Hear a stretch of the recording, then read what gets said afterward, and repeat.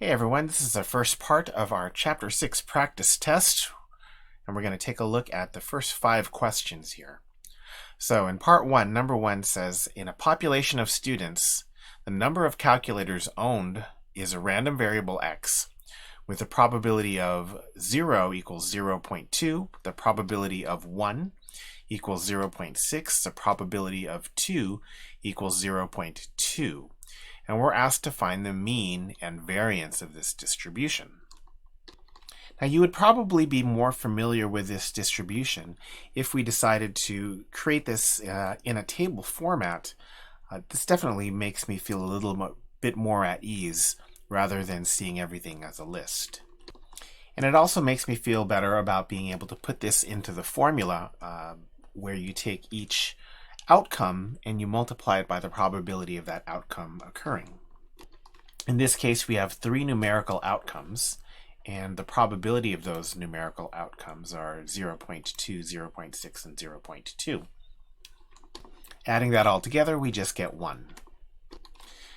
Now, the probability for standard deviation is not anywhere near as nice as it is for mean.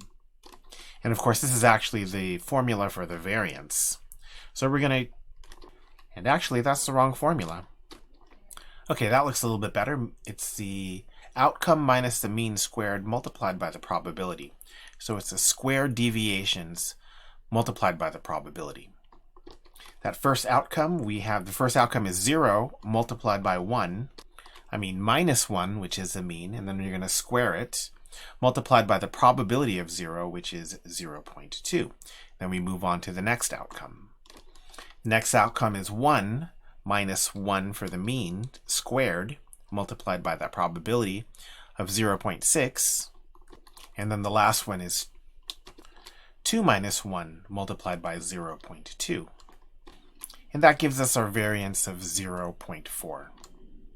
Remember that you can also grab your calculator and put the probability in list 2 and the outcomes in list 1.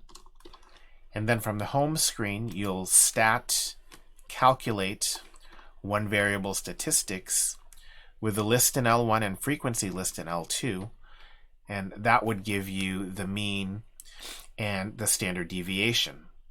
Now, to get the variance from the standard deviation, you would just have to square that. So from the home screen, we'll call up the standard deviation with vars statistics. Standard deviation is number 4. And we'll square that, and that should give us our 0.4. There it is. So that's a couple different ways to take care of this problem. And that brings us to our next, number 2. So the number of calories in a 1-ounce serving of a certain breakfast cereal is a random variable with a mean of 110. The number of calories in a full cup of milk is a random variable with a mean of 140. So for breakfast, you eat 1 ounce of the cereal and half a cup of milk. Let Z be the random variable that represents the total number of calories. What is going to be the mean of Z? Well, we know that Z is going to be 1 ounce of cereal plus half a cup of milk. And the only thing that really makes this tricky is that we have 0.5 cups of milk rather than a full cup of milk, because we have the mean for a full cup of milk. But getting back to the problem, we've got the mean of Z is going to be the mean of 1 ounce of cereal plus half of the mean of a full cup of milk, because of course we have half a cup of milk. That's going to be 110 plus half of 140, which is 180 calories.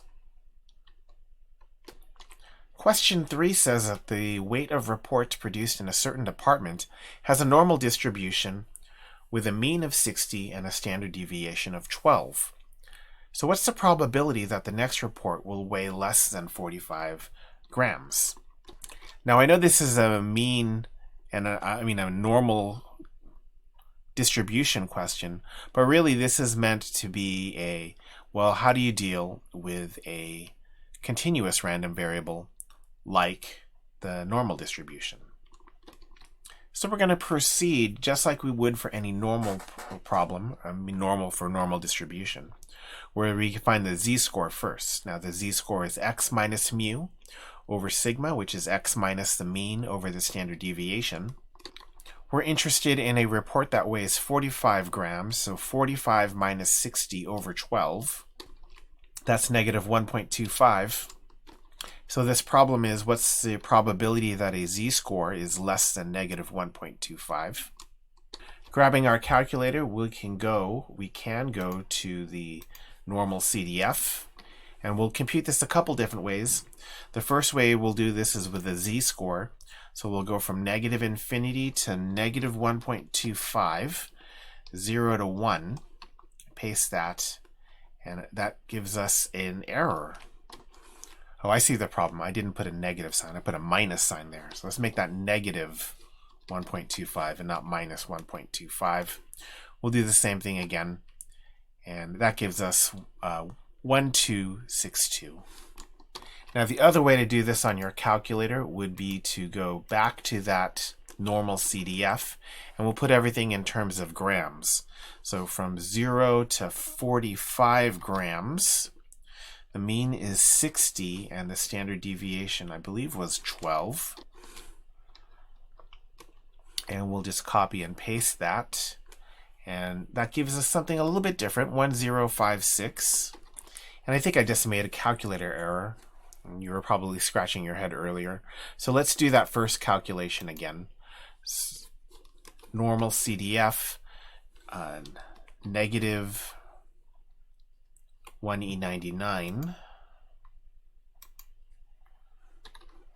to negative 1.25, 0, and 1. That's better. Now they're the same. Okay, so it was just a calculator error in that first one. A little bit lucky we caught that there. Okay, so the probability that the next report weighs less than 45 grams, that's 0.1056. Here are the last couple of questions for this video. We've got a psychologist studying the number of puzzles that subjects were able to solve in a 5-minute period while listening to soothing music. Let x be the number of puzzles successfully completed by a subject, and x has the probability distribution as follows. So we're going to use the above table, and let's see, what's the probability that a randomly chosen subject completes at least 3 puzzles in the 5-minute period? So we're looking at the probability that x is equal to 3 plus the probability that x equals 4. That's 0.3 plus 0.1. You'll notice those numbers from the chart. And when we add that together, we get a 0.4. Finally, the mean of the mean mu of x is, and we've already done a couple of these, so the mean is going to be 1 times 0.2 plus 2 times 0.4 plus 3 times 0.3 plus 4 times 0.1, which gives us 2.3. So that's it for this first video on our Chapter 6 practice test. We'll take a look at the next one in the next video. See you for now.